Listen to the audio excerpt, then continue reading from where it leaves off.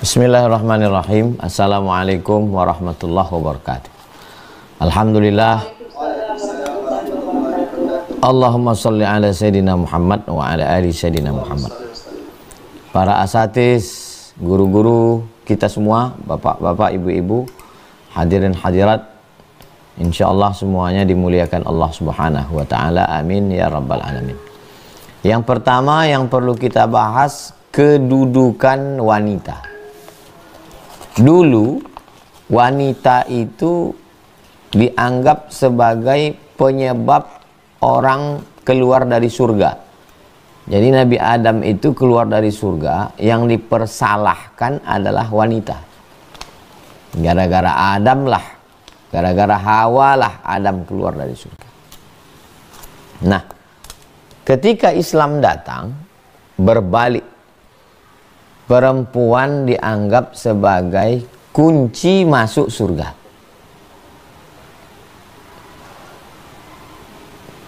Jadi Islam inilah yang mengangkat harkat, martabat, derajat perempuan. Ada seorang laki-laki datang, dia mau mati syahid supaya cepat masuk surga. Kata Nabi, alaka min ummin, ibumu masih hidup? Masih. Ilzam rijlaiha fasammal jannah. Kau urus tapak kakinya, kau dapat surga. Urus tapak kakinya, kau dapat surga. Makanya muncullah ungkapan al-jannatu tahta aqdamil ummahat. Surga di bawah tapak kaki ibu. Itu sebagai ibu. Bagaimana kalau perempuan sebagai anak? Perempuan sebagai anak, man ala thalatha banatin, siapa yang membesarkan 3 anak perempuan, fa'addabahunna, dididik dengan baik, wa zawwajahunna, dinikahkan dengan baik, wa ahsana ilaihinna, buat baik sampai mati terhadap perempuan, falahul jannah, maka surgalah baginya. Jadi sebagai ibu kunci surga, sebagai anak pun perempuan menjadi kunci surga. Bagaimana dengan sebagai istri? Husnu taba'ulil mar'ati li zawjiha. Perempuan yang menunaikan amanah, menjaga kehormatan suami, membesarkan anak-anak, maka dia juga mendapatkan surga.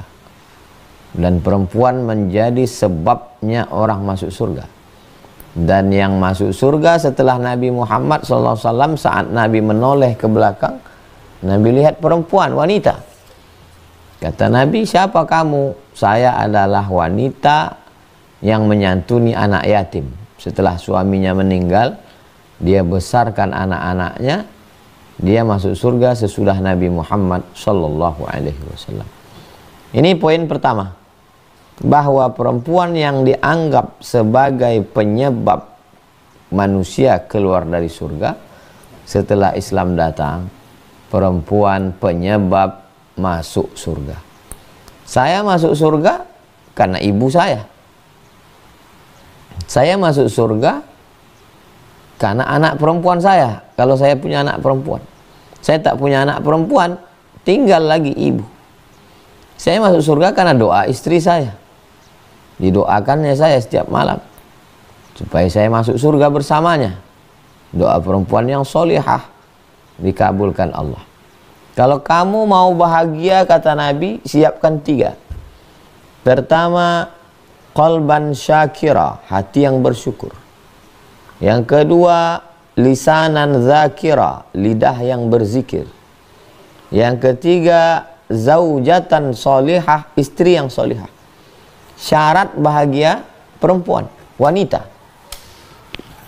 Jadi Allah mengangkat harkat derajat perempuan. Masuk dan keluarnya dari surga, masuk surga karena perempuan. Yang kedua, perempuan dulu, wanita dulu sebelum Islam datang, itu dijadikan sebagai barang yang diperjualbelikan dan barang yang diwariskan. Jadi kalau seorang laki-laki menikah, waktu itu poligaminya tanpa batas, unlimited. Jadi kalau laki-laki menikah, dari istri pertama lahir anak laki-laki.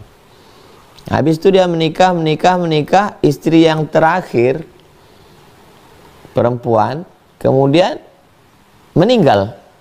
Si suami ini meninggal. Maka anak yang pertama dari istri pertama tadi itu boleh mewarisi ibu tirinya.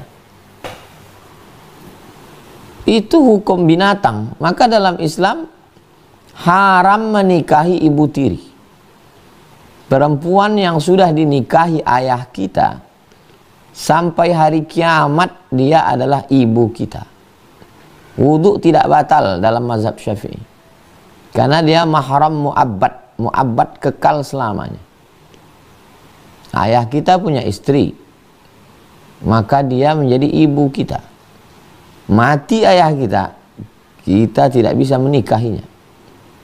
Nah, ini hukum ini Islam yang membawa. Maka perempuan diangkat setinggi-tingginya dari barang yang diperjualbelikan, dari barang yang diwarisi, menjadi penghormatan, kemuliaan. Dari barang jadi ibu, dari barang jadi ibu seperti ibu kandung. Nah, ini Allah Subhanahu wa ta'ala mengangkat derajat perempuan. Yang ketiga, dulu kalau meninggal laki-laki, maka yang mendapatkan warisan itu adalah anak laki-laki, ayah laki-laki, saudara laki-laki. Perempuan nggak ada urusan dengan warisan. Begitulah rendahnya perempuan ini, nggak dapat apa-apa. Makanya ada ayat namanya ayat wasiat.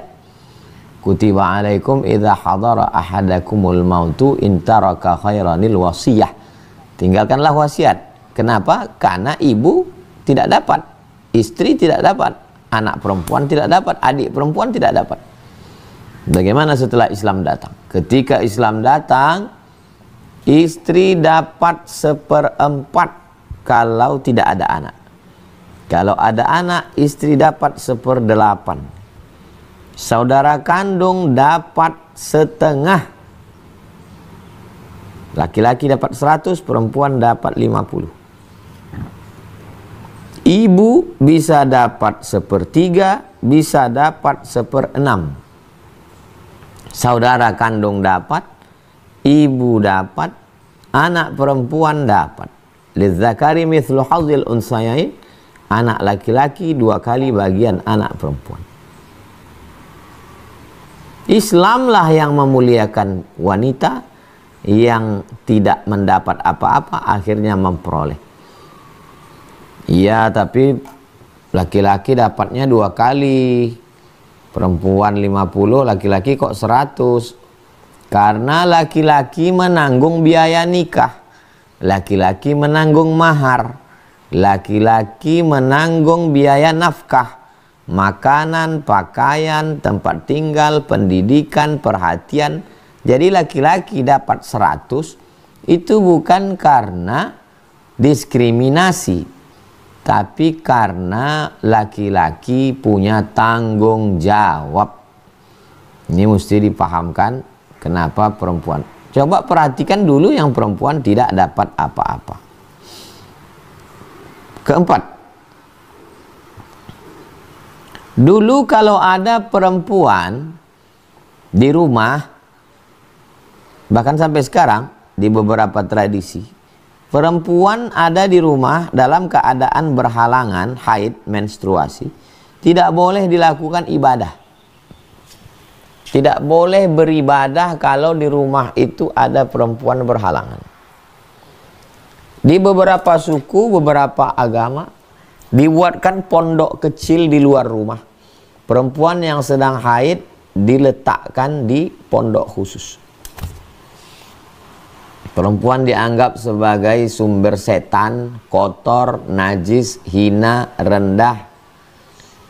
Bagaimana ketika Islam datang?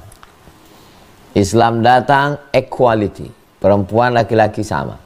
Al-mu'minun laki-laki, wal mu'minat perempuan. Ba'duhum awliya'u ba'd. Mereka saling tolong menolong. Ya'muruna bil ma'ruf, melakukan amar ma'ruf. Wa yanhauna 'anil munkar, melarang perbuatan munkar. 2. Man 'amila shalihan, siapa yang beramal soleh. Min dzakarin, laki-laki, au unsa, atau perempuan. Wa huwa mu'minun, dengan syarat dia beriman.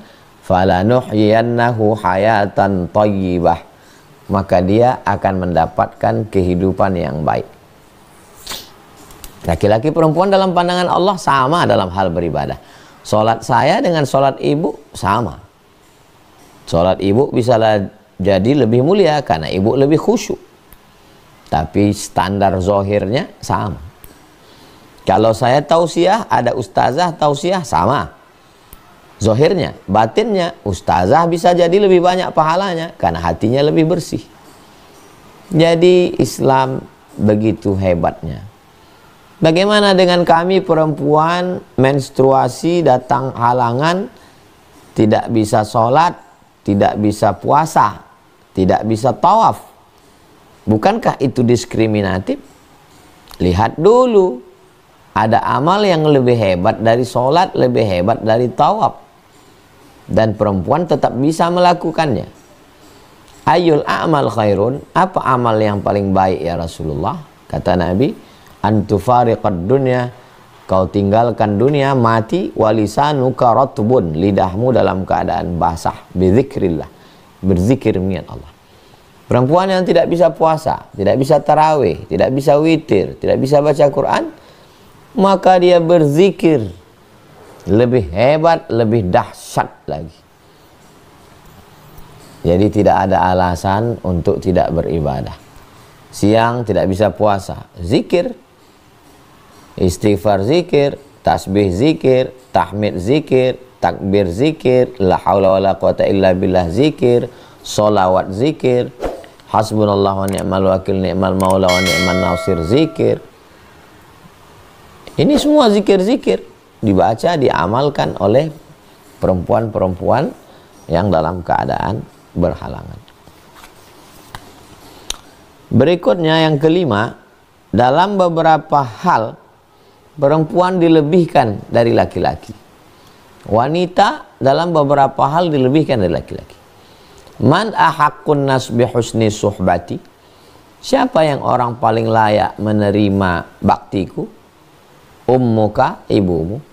Ummuka, ibumu. Ummuka, ibumu. Kemudian abuka, bapakmu. Perempuan dilebihkan dari laki-laki. 6. Perempuan kalau dia mengandung, dia mati syahid. Laki-laki mati syahid nunggu berperang. Perempuan tidak berperang. Dia mengandung, meninggal, mati syahid. Anaknya lahir, mengalir amal jariah. Fisik tubuh anaknya itu adalah fotokopi diri perempuan. Jadi perempuan dalam Islam diangkat harkat, martabat, derajatnya luar biasa. 7. Beberapa orang masuk surga karena perempuan. Di antaranya Nabi Musa. Nabi Musa itu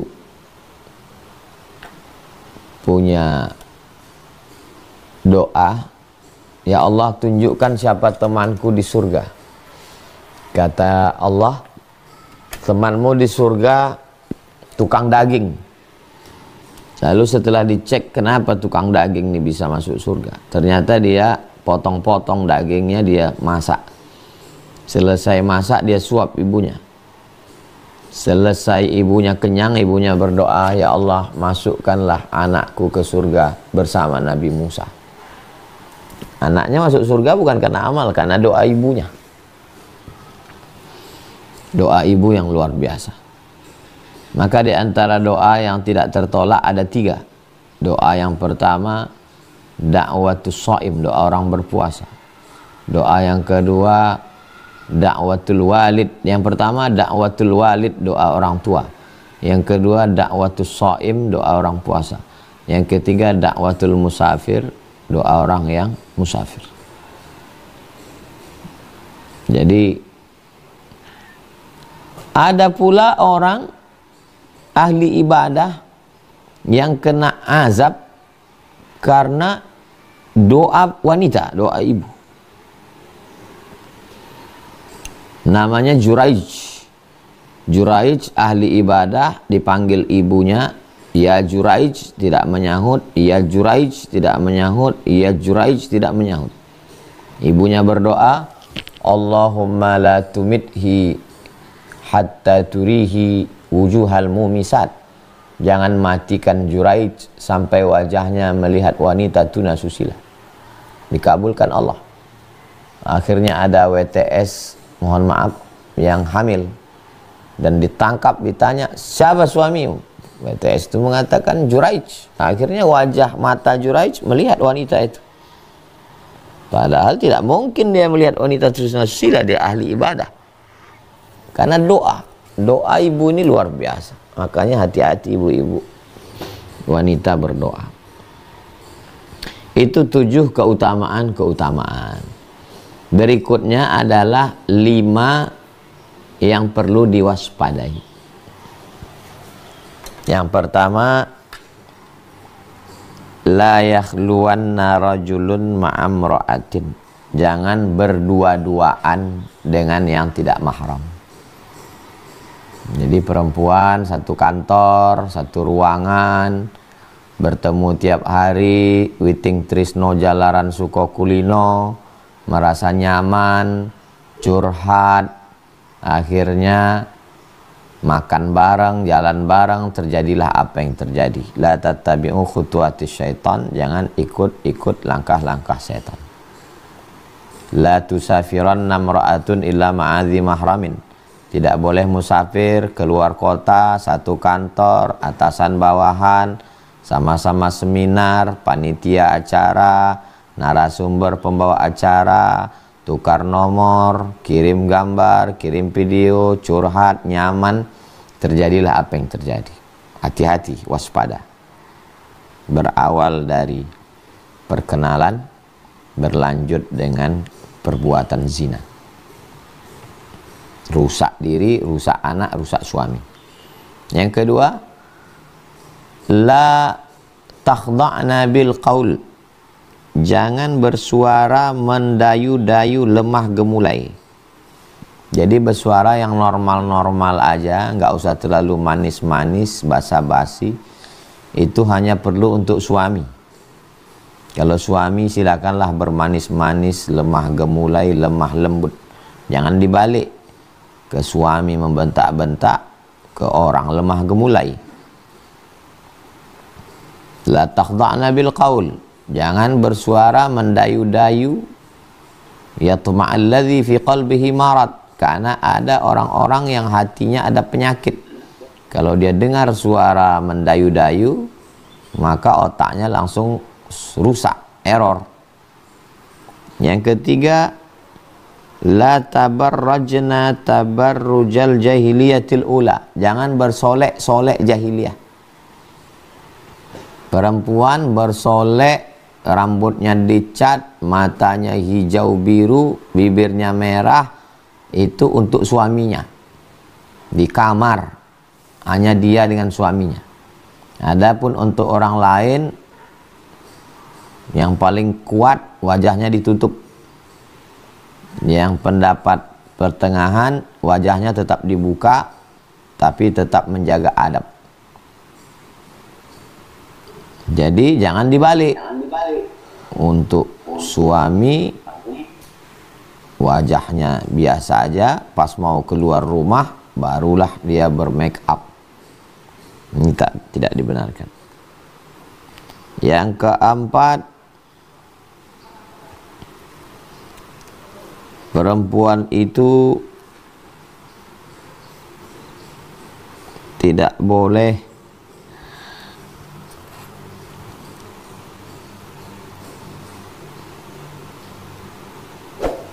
Innamal mu'minuna ikhwatum fa aslihu baina akhawaykum wattaqullah. Takutlah kamu kepada Allah. Tidak boleh ghibah. Kenapa untuk ghibah itu ayatnya khusus ada menyebut perempuan? Padahal biasanya ayat umum laki-laki. Ayat puasa, ya ayyuhalladzina amanu kutiba alaikumus syiyam. Ayat itu bunyinya itu laki-laki. Walaupun perempuan masuk. Tapi khusus untuk ayat ghibah, namimah, ejek mengejek, olok mengolok. La yaskhar qaumun min qaumin asa ayyakunu khairam minhum wala nisaun. Dan nisa. Kenapa mesti ada perempuan? Karena memang dunia gosip, ejek mengejek, olok mengolok, namimah, adu domba itu didominasi oleh perempuan. Walaupun laki-laki ada juga, maka sering selalu mulut kau macam mulut perempuan. Karena memang kebanyakan perempuan yang begitu. Nah, maka dijaga hati-hati. Kalau bicara aib orang lain, kemudian ghibah, namimah, mengadu domba, omongan si A tentang si B, didengar si C, berantam si C dengan si A gara-gara si B. Mungkin omongannya nggak sampai melalui yang omongan, dia nggak ngomong, tapi copy paste, share di grup-grup WhatsApp. 5 menit, 50 grup sudah sampai itu berita. Nah, ini masuk dalam ghibah dan namimah. Yang terakhir, yang kelima, bahwa perempuan ini diantara penyebabnya masuk neraka adalah karena melawan kepala rumah tangga. Makanya disebut innama huwa jannatuki wa naruki. Sesungguhnya suamimu itu adalah jannatuki, surgamu, wa naruki, dan nerakamu. Suamimu bisa jadi surgamu, suamimu juga bisa jadi nerakamu. Istri anak orang kaya, gajinya PNS, pengusaha, bisnis banyak, ngomong sembarangan, menyepelekan laki-laki. Itu laki-laki kehilangan superior. Akhirnya bisa-bisa laki-laki itu dua efeknya. Pertama, dia jadi minder, tidak bernafsu, kehilangan kejantanan superior, bisa-bisa dia jadi homo. Dan efek itu kalau efeknya ke bawah, efeknya ke atas, dia mau menunjukkan egonya, akhirnya KDRT. Dia merasa, saya disepelekan, akhirnya dia melawan. Kalau dia diam, merasa sedih, merasa iba, melo, itu ke bawah.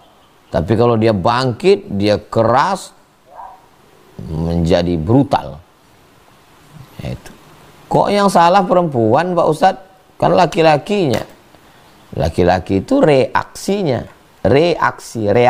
itu efek dari perlakuan perempuan. Makanya kalau ada komisi perlindungan laki-laki perempuan, mesti ada juga perlindungan laki-laki. Laki-laki yang teraniaya ini banyak sekali laki-laki mengadu ke saya. Karena apa? Karena dari berbagai hal, secara psikologis dan lain sebagainya. Maka wanita menjaga inilah nasihat-nasihat untuk muda. Perempuan itu salat khamsaha, dia salat 5 waktu. Wa shamat saumaha, dia melaksanakan fardu Ramadan. Kemudian dia melaksanakan perintah Allah, menjauhi larangan Allah, patuh kepada suaminya.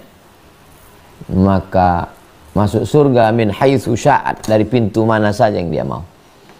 Ada orang masuk surga dari pintu babus shadaqah karena shadaqah.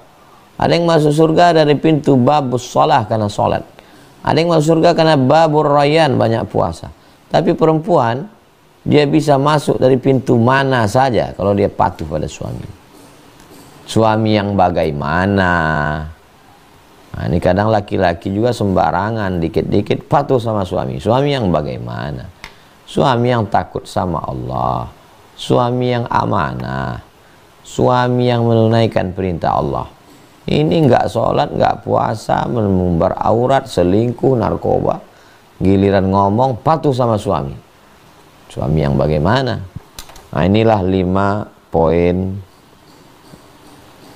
yang saya sampaikan sebagai pengantar dialog interaktif. Saya sudah sampaikan materi lebih kurang 40 menit. Berikutnya saya serahkan kepada Al-Mukarram. Terima kasih.